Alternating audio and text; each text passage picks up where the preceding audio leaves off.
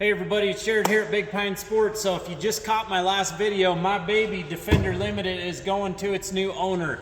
I wanted to show you a little bit about how the link setup is in the bed. We've had a lot of requests wondering how this was accomplished, so I'm going to do a quick rundown. So all of the linked accessories from Can-Am work really well. They pop off really easy. This one's full of tools.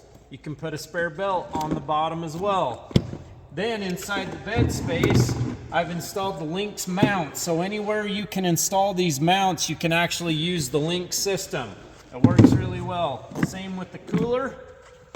It's got its own mount system on the bottom. Boom, just like that. No tie downs required. Over on this side, you can stack these as high as you want as well. No problem.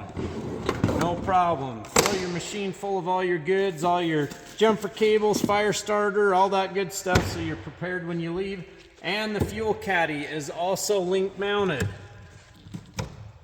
Boom, just like that. So, if you're looking for a creative way to use the Link system, it's unstoppable. It works really well, no tie downs required.